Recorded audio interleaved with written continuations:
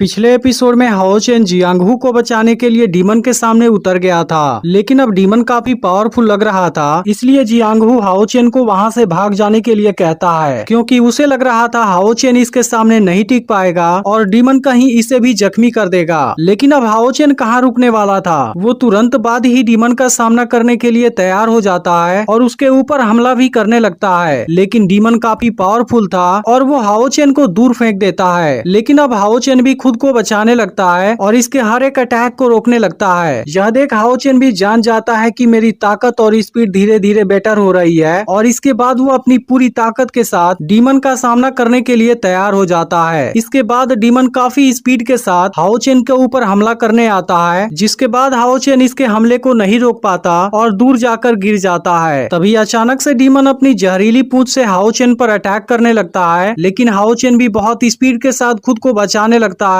और इस बार भी डीमन इसे कुछ नहीं कर पाता। लेकिन तभी इसे सिंगयू की बात याद आती है, जिसने बताया था कि ऐसे डीमन के अंदर स्केलेटन नहीं होता और इनकी बॉडी के ऊपर केवल हार्ड सेल होते हैं और वो अपने जहरीले पूंछ से अटैक करता है। इस तरह से हाओ चेन जान गया था कि इसकी कमजोरी इसकी पेट है, क्योंकि वो उसकी पूरी बॉडी के मुकाबले काफी सॉफ्ट थी। इसके बाद फिर डीमन जैसे ही इसके ऊपर अटैक करने आता है, हाओ चेन खुद को बचा लेता है और इसके पेट को चीरता हुआ दूसरी ओर आ जाता है। अब इसे जख्मी देख हाओ चेन समझ गया था कि इसका आइडिया काम कर रहा है, जबकि जियांगहू और बाकी लोग काफी हैरान थे, क्योंकि हाओ चेन पहले के मुकाबले काफी ताकतवर हो चुका है। लेकिन यह डीमन भी काफी समझदार था। वो तुरंत यहाँ चारों तरफ स्मोक फैलाने लगता है, क्योंकि वो चुपके से हाओ चेन पर अटैक करने वाला था। अब यह देख जियांगहू और बाकी लड़के परेशान हो जाते हैं, लेकिन अब हाओ चेन इसकी चालाकी को समझ गया था और अब इसका सामना करने के लिए पूरा केयरफुल हो जाता है। इसके बाद डीमन जैसे ही इस पर अटैक करने आता है, उसकी आवाज से हाओ चेन उसकी पोजीशन जान जाता है और फिर बहुत आसानी से खुद को बचाने लगता है। लेकिन इसी बीच डीमन फिर से अपनी पूंछ से हमला कर देता है, जिसके बाद हाओ चेन दूर जाकर गिर जाता है और अब हाओ चेन समझ जाता है कि वो इसे जितना ताकतवर समझ रहा था, वो तो उससे ज्यादा भी ताकतवर है। तभी डीमन अचानक से फिर से इसके ऊपर हमला करना शुरू कर देता है, जिसके बाद हाओ चेन भी अपने तलवार की मदद से इसे रोकने लगता है। लेकिन अब जियांगहू और बाकी लड़के काफी परेशान हो गए थे, क्योंकि अब हाओ चेन की जान खतरे में थी। लेकिन इसी वक्त व्हाइट ब्लेड वाली स्किल एक्टिवेट हो जाती है, जिसके बाद हाओ चेन एक झटके में ही डीमन को दूर फेंक देता है और अब काफी स्पीड के साथ इस पर हमला करने लगा था।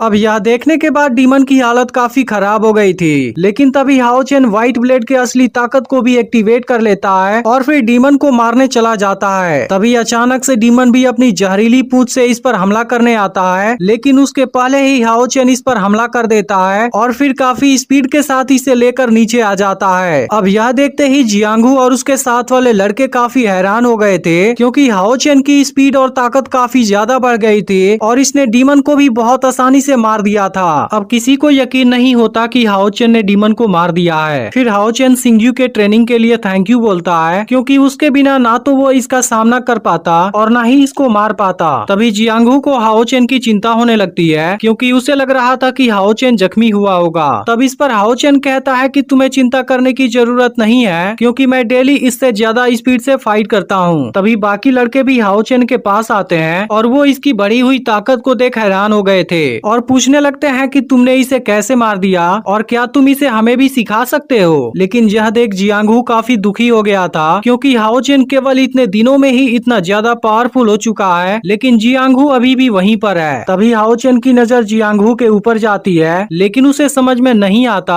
आखिर वो किस बात से इतना परेशान हो गया है। इसके बाद बाकी लड़के हाओ चेन को उनकी जान बचाने के लिए थैंक यू बोलते हैं और फिर यहाँ से वापस चले जाते हैं। फिर हाओ चेन जियांगहू से पूछता है, क्या तुम मेरी जगह पर चलना चाहते हो? लेकिन जियांगहू काफी दुखी था और कह देता है कि मैं नहीं जाना चाहता। अब इस बात से हाओ चेन भी परेशान हो जाता है, क्योंकि उसने जियांगहू को कभी भी ऐसा करते हुए नहीं देखा था और उसे समझ में नहीं आता कि क्या हुआ है। तभी अचानक से यहाँ आसमान में 2 फायर सर्किल एक्टिवेट हो जाते हैं, जिसे देख हाओ चेन हैरान हो जाता है और फिर हम देखते हैं कि इसके अंदर से एक लड़की और एक लड़का बाहर आते हैं। अब इनको देखते ही हाओ चेन पूछता है कि तुम लोग कौन हो, जिसके बाद छोटी लड़की अपना नाम लेंग बुडिंग बताती है और इसके साथ वाला लड़का अपना नाम लेंग बुफेंग बताता है। अब यहाँ पर बुफेंग को लग रहा था कि हाओ चेन एक लड़की है और पूछता है कि क्या तुमने ही इसे मारा है? तब हाओ चेन कहता है कि हाँ, लेकिन मैं एक लड़का हूँ। लेकिन बुडिंग को इसकी बात पर यकीन नहीं होता और इसलिए इसलिए वो उसके बिल्कुल नजदीक जाकर चेक करती है और फिर बुफेंग से बताती है कि ये सच में एक लड़का है। इसके बाद बुफेंग कहता है कि कोई बात नहीं और हाओ चेन से पूछता है क्या तुम इस मॉन्स्टर की डेड बॉडी को बेचना चाहते हो। अब यह सुनकर हाओ चेन कंफ्यूज होता है क्योंकि उसे तो पता ही नहीं था कि इनको भी बेचा जा सकता है। फिर बुफेंग कहता है कि इनको भी बिल्कुल बेचा जा सकता है, जिनके बदले में तुम्हें पैसा मिलेगा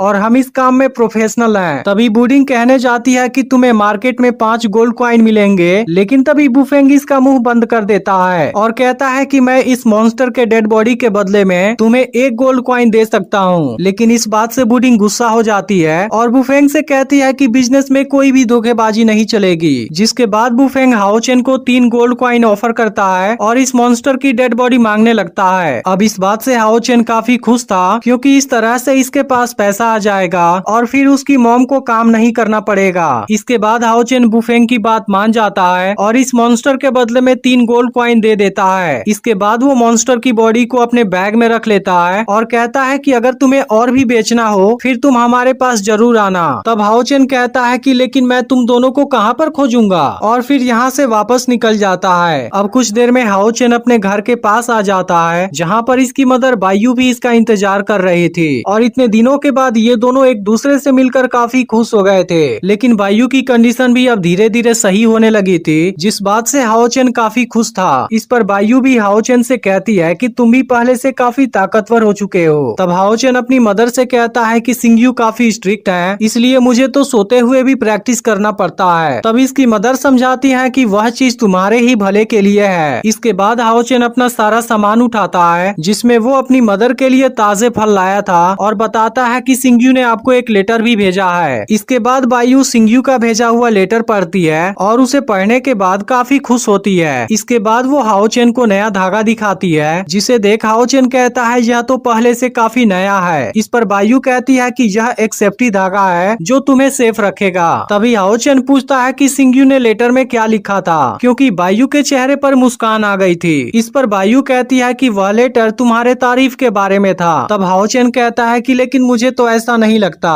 इस पर बायू पूछती है क्या तुम सिंगयू को पसंद नहीं करते। तब हाओ चेन कहता है कि वैसे तो सिंगयू काफी अच्छे हैं, लेकिन वो मुझसे बहुत ज्यादा प्रैक्टिस करवाते हैं। तभी बायू की नजर हाओ चेन के रिंग पर जाती है और फिर वो हाओ चेन से पूछती है कि यह तुम्हें कहाँ से मिल गया। तब हाओ चेन कहता है कि यह रिंग मुझे मेरे एक ओल्ड फ्रेंड ने दी है। इस पर बायू कहती है क्या मैं भी इसे देख सकती हूँ। जिसके बाद हाओ चेन डरते हुए रिंग उनको दे देता है। इसके बाद बायू रिंग को देखती है जिस पर लिखा था कि तुम मुझे भूल मत जाना। यह देख बायू हाओ चेन से पूछती है क्या वो एक लड़की है। अब इस बात को सुनकर हाओ चेन शर्माने लगता है और पूछता है कि आपको इस बारे में कैसे पता चल गया। अब इस बात पर बायू मुस्कुराने लगती है और फिर इसे रिंग वापस कर देती है। जिसके बाद हाओ चेन भी सेम वही चीज लिखा हुआ देखता है। इसके बाद हम लड़की को देखते हैं जो फिर से टेस्ट देने के लिए गई थी। इसके बाद वहाँ पर एक मिस्टीरियस आवाज पूछने लगती है कि क्या तुम चौथे राउंड के टेस्ट के लिए तैयार हो गई हो। जिसके बाद लड़की दुखी मन से अपना सिर हिलाती है। इस पर मिस्टीरियस आवाज बताती है कि तुम हर राउंड में अपने 6 सेंस में से एक सेंस को खो दोगी और अब इस आने वाले राउंड में तुम अपना विजन खोने वाली हो। अब इस बात से लड़की काफी दुखी हो जाती है और फिर हम देखते हैं कि वो हाओ चेन को अभी भी नहीं भूल पाई है और उसके बारे में सोचने लगती है। लेकिन इसके बाद टेस्ट शुरू हो जाता है और अब एक पावर लड़की को ऊपर लेकर चली जाती है। फिर हम देखते हैं कि यहाँ पर कोई पावर थी जिसके अंदर से कोई मिस्टीरियस तलवार निकलती है और देखते ही देखते इसके कई कॉपी जनरेट हो जाते हैं। इसके बाद ये सभी तलवार लड़की की बॉडी से अटैच हो जाते हैं और फिर लड़की की आंख से कोई पावर निकलनी शुरू हो जाती है, जिसके कुछ समय गुजरने के बाद ही लड़की को दिखना बंद हो जाता है। इसके बाद हम हाओ चेन को कहीं पर बैठा हुआ देखते हैं जहाँ हाओ चेन को आज का चांद काफी खूबसूरत लग रहा था और वो कहता है क्या तुम भी इसे देख रही हो। और तभी एक मैजिकल बटरफ्लाई इसके रिंग में टकरा जाती है, जिसे देख हाओ चेन पूरी तरह से हैरान हो जाता है। इसके बाद हमें 1 साल बाद का सीन दिखाया जाता है जो मून सिटी के अंदर था। फिर हम इस सिटी में हाओ चेन को देखते हैं जिसे सिंगयू ने कहा है कि यहाँ पर इसे एक नया चैलेंज मिलेगा, लेकिन हाओ चेन को अभी तक ऐसा कुछ नहीं मिला है और अब हाओ चेन भी जानना चाहता है कि आखिर वो अगला चैलेंज है क्या।